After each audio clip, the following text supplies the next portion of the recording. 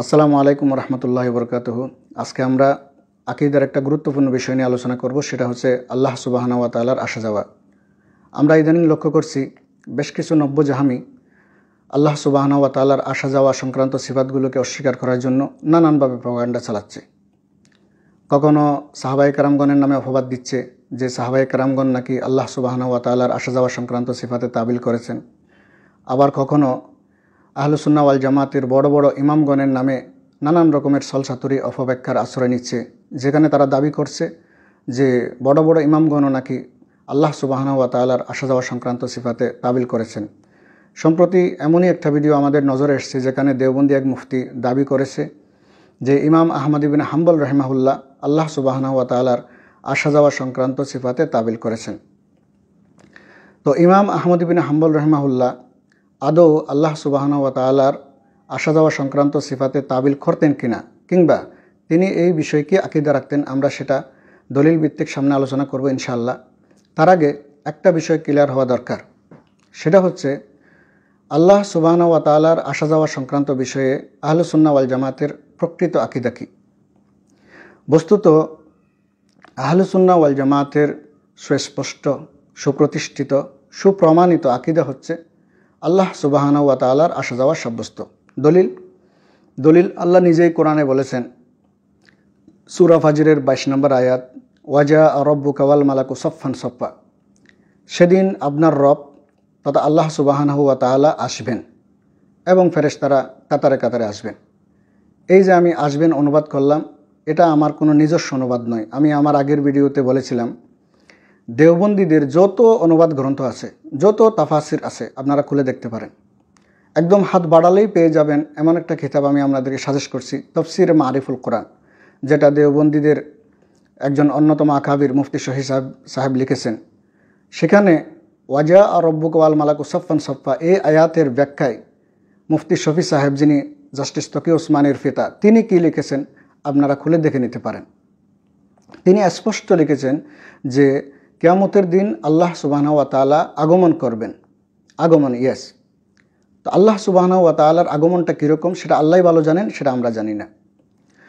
তো এই জায়গায় আমরা কোরআন থেকে প্রমাণ পেলাম আল্লাহ সুবহানাহু ওয়া তাআলার আসা যাওয়া সাব্যস্ত। এবার আসুন রাসূলুল্লাহ সাল্লাল্লাহু আলাইহি ওয়াসাল্লাম এ বিষয়ে আমাদের কি সংবাদ দিয়েছেন। সহিহ বুখারীর বর্ণনা আরও বহু কিতাবাদিতে এসছে। হাফেজ শামসুদ্দিন জাহাবী রাহিমাহুল্লাহ ওনার কিতাবুল উলুতে এই হাদিসটাকে মুতাওয়াতির বলে দাবি করেছেন। আরও বহু সংখ্যক মুহাদ্দিস এই হাদিসটাকে মুতাওয়াতির বলেছেন। ইমাম দারাকুতনি রাহিমাহুল্লাহ বলছেন, ওয়াকাদ রুইয়া হাযাল হাদিস আনিন নবী সাল্লাল্লাহু আলাইহি ওয়াসাল্লাম নাহওয়া মিন 18 সাহাবিয়ান। এই হাদিস 18 জন সাহাবীর থেকে বর্ণিত হয়েছে। হাদিসটা কি? যে হাদিসটাকে মুহাদ্দিসগণ হাদিস নুজুল বলে অভিহিত করে থাকেন। আন আবি হুরায়রা রাদিয়াল্লাহু আনহু ক্বালা রাসূলুল্লাহ সাল্লাল্লাহু আলাইহি ওয়াসাল্লাম ইয়ানজিলু রাব্বুনা কুল্লা লাইলাতিন ইলাস সামাইদ দুনিয়া হিনা ইয়াবকা সুলুসাল লাইলিল আখির ইয়াকুল মান ইয়াদউনি ফাস্তাজিব লা ওয়া মান ইয়াসআলনি ফাউতিয়া ওয়া মান ইস্তাগফিরনি ফাগফির লা। আবু হুরায়রা রাদিয়াল্লাহু আনহু থেকে বর্ণনা, রাসূলুল্লাহ সাল্লাল্লাহু আলাইহি ওয়াসাল্লাম বলছেন, আল্লাহ সুবহানাহু ওয়া তাআলা প্রত্যেক রাতের যখন 1/3 বাকি থাকে তখন দুনিয়ার আসমানে নেমে আসেন। তারপর বান্দাদেরকে লক্ষ্য করে বলেন, কে আছো আজকে আমাকে ডাকবে, আমি সাড়া দিব। কে আছো আমার কাছে চাইবে, আমি দুহাত ভরে দিব। কে আছো আজকে আমার কাছে ক্ষমা চাইবে, আমি তাকে ক্ষমা করব। তো এই হাদিসটার থেকেও প্রমাণিত হচ্ছে আল্লাহ সুবহানাহু ওয়া তাআলার আসা যাওয়া প্রমাণিত। আমি ভিডিও ছোট রাখার সাথে এই বিষয়টা আর লম্বা করছি না। আমার একটা ছোট্ট লেখা আছে আল্লাহ সুবহানাহু ওয়া তাআলার আসা যাওয়া সম্পর্কে, নুজুলে বারি তাআলা। আমি এই লেখাটার লিঙ্ক কমেন্টে দিয়ে দেব।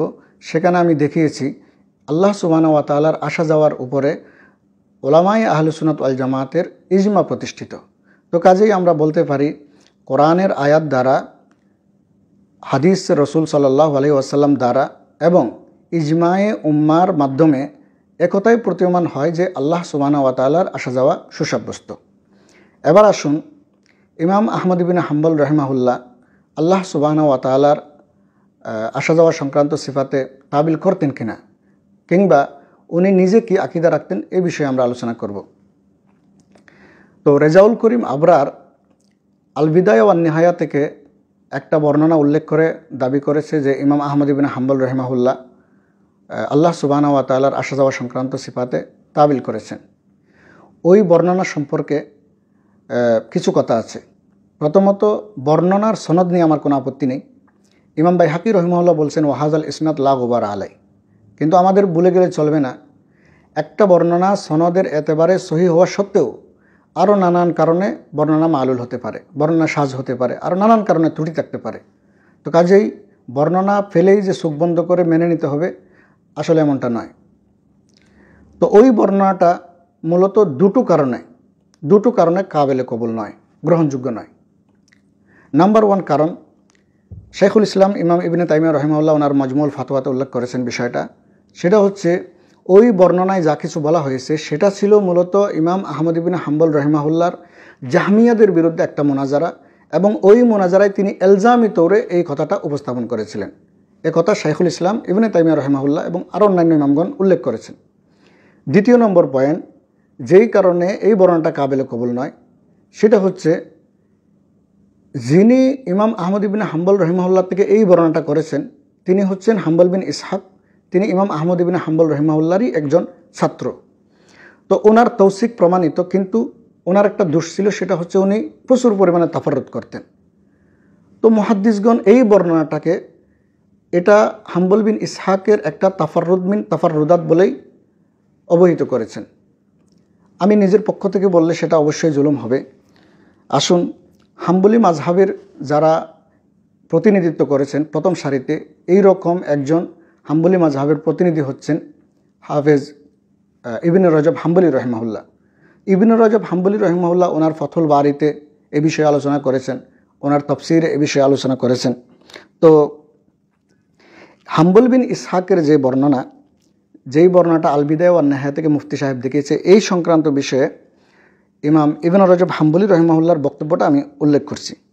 ইমাম ইবনে রজব হাম্বলি রহিমাহুল্লাহ বলছেন ওয়াহাজা মিম্মা তাফাররাদা বিহি হাম্বল আনহু। এই বর্ণনাটা হচ্ছে ওই সমস্ত বর্ণনার অন্তর্ভুক্ত যে সমস্ত বর্ণনাগুলো ইমাম আহমদ ইবনে হাম্বল রহিমাহুল্লাহ থেকে হাম্বল বিন ইসহাক তাফাররুদান বর্ণনা করেছে, এককভাবে বর্ণনা করেছে। এরপর বলছেন ফামিন আসহাবিনা মান কল, এবং আমাদের সাথী সঙ্গীরা বলে থাকেন ওয়াহিমা হাম্বল ফিমা রবিয়া। হাম্বল ইবনে ইসহাকের যেই বর্ণনাটা আল বিদায়া ওয়ান নিহায়া থেকে দেখানো হয়েছে, এই জায়গায় হাম্বল বিন ইসহাক তার ওয়াহাম হয়েছে, এই জায়গায় তার ফতস্খলন ঘটেছে, সে বিভ্রান্তির শিকার হয়েছে। ওয়াহুয়া খিলাফু মাজহাবিহিল মারুফিল মুতাওয়াতির আনহু। তো এটা মূলত ইমাম আহমদ ইবনে হাম্বল রহিমাহুল্লাহর যেই মাজহাব সুপ্রতিষ্ঠিত এবং তাওয়াতুরান প্রমাণিত, সেই প্রমাণিত মাজহাবেরও একটা বিপরীত। তো কাজেই এই বর্ণনাটা কাবিলে কবুল নয়, এই দাবিটা খুদ হাম্বলি মাজহাবেরই ইমাম ইবনে রজব হাম্বলির। একই দাবি ইবনে কুদামা রহিমাহুল্লাহ করেছেন ওনার আকীদার কিতাবে। তো আপনি চোখ বন্ধ করে সাহাবীদের নামে একটা অপবাদ দিয়ে দিবেন, বড় বড় ইমামদের নামে একটা অপবাদ দিয়ে দিবেন, বর্ণনা ফেলেই সেটা আর যাচাই বাছাই করবেন না, এটা সুস্পষ্ট জুলুম। এবার আসুন, ইমাম আহমদ ইবনে হাম্বল রহিমাহুল্লাহ ওনার এই যে তাবিল করার যে দাবিটা, এটা যে মিথ্যা হবার আরেকটা পয়েন্ট ভালো করে খেয়াল করেন। আমরা জানি আহলে সুন্নাহ ওয়াল জামাতের অনুসারীরাই হচ্ছে একমাত্র নাজাতপ্রাপ্ত। তো আহলে সুন্নাহ ওয়াল জামাতের অনুসারী কারা? যারা রাসূলুল্লাহ সাল্লাল্লাহু আলাইহি ওয়াসাল্লামের রীতিনীতি এবং সাহাবায়ে কেরামগণের রীতিনীতির উপরে অবিচল থাকে, তারাই আহলে সুন্নাহ ওয়াল জামাত। তো এখন আসুন, সাহাবায়ে কেরামগণ বা তাবিঈন ইজামগণ বা সলফে সালিহিনের কেউ এই সমস্ত আয়াতগুলোতে, এই যে ওয়াজা রব্বুকা ওয়াল মালাকু সফফান সফফা বা হাদিসে নুজুল, এ সমস্ত বিষয়াদিতে ওনারা তাবিল করতেন কিনা আমাদের সেটা একটু দেখা দরকার। যদি না করে থাকেন, তাহলে একজন ইমাম আহমদ ইবনে হাম্বল রহিমাহুল্লাহর মতো ইমামে আহলে সুন্নাহ, কুদওয়ায়ে আহলে সুন্নাহ কীভাবে সাহাবায়ে কেরামগণের মানহাজ থেকে, মাসলাক থেকে, ওনাদের রীতিনীতির থেকে নিজেকে সরিয়ে নিয়ে তাবিল করতে যাবেন, এটা আমরা মানতে পারি না। তো আসুন, ইমাম ইবনে রজব হাম্বলি রহিমাহুল্লাহ উনি ওনার ফথুল বারিতে উল্লেখ করেছেন এবং ওনার নিজস্ব তফসিরেও এই কথা উল্লেখ করেছেন ওয়াজা রব্বুকা ওয়াল মালাকু সফফান সফফা, এই আয়াতের ব্যাখ্যায় তিনি বলছেন ওয়ালাম ইয়াতাআওয়ালি সাহাবা ওয়ালা তাবিউনা শাইআম মিন যালিক। কোনো সাহাবি, কোনো তাবি এই সমস্ত আয়াতগুলোতে কোনো ধরনের তাবিল করেননি।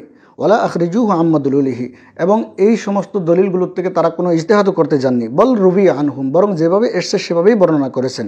ইয়াদুল্লু আলা তাকরিরিহি, তারা তাদের কথাবার্তায় এগুলো দিয়ে দলিল দিয়েছেন ওয়াল ইমানি বিহি, এবং ইমান এনেছেন এগুলোর উপরে, ওয়াইমরারিহি কামা জা আ, এবং যেভাবে এসেছে সেভাবেই তারা ছেড়ে দিয়েছেন, আপন অর্থের উপরে ছেড়ে দিয়েছেন, কোনো ধরনের ব্যাখ্যা তাবিল করতে যান নাই। তো এখন ইমাম আহমদ ইবনে হাম্বল রাহিমাহুল্লাহ সাহাবায়ে কেরামগণের যেই রীতিনীতি, এই রীতিনীতির থেকে বিচ্যুত হয়ে তিনি তাবিল করতে যাবেন, এটা হতে পারে না, এটা অসম্ভব।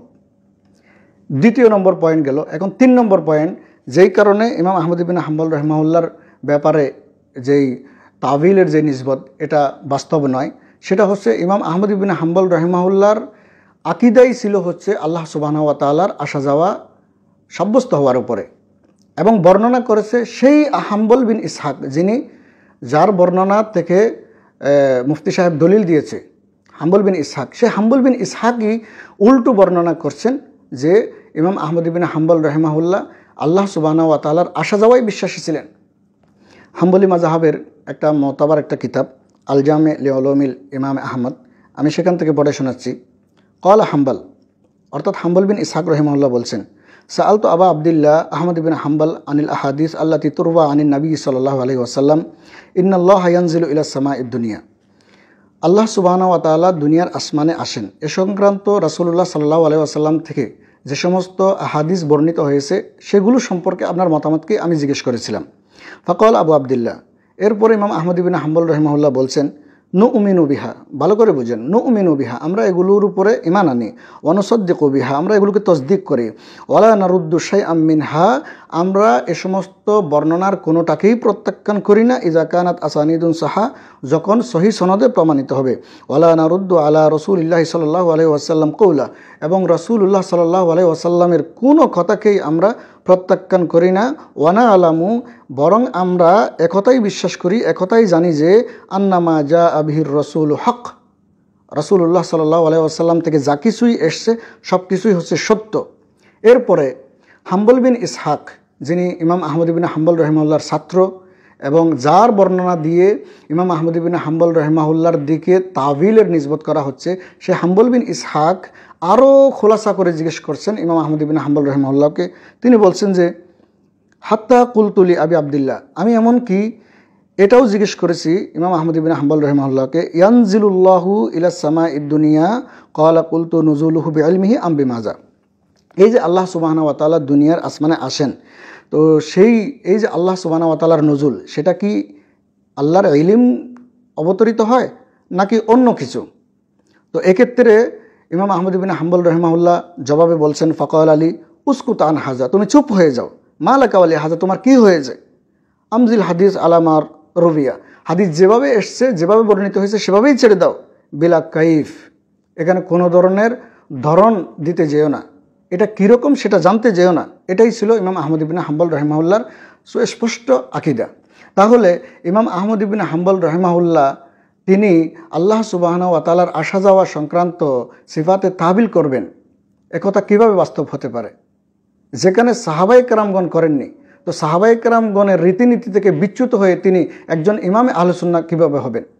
কাজেই একথাই প্রমাণিত হলো ইমাম আহমদ ইবনে হাম্বল রাহিমাহুল্লাহ কোনোভাবেই আল্লাহ সুবহানাহু ওয়া তাআলার আসা যাওয়া সংক্রান্ত সিফাতের ক্ষেত্রে তাবিলে বিশ্বাসী ছিলেন না।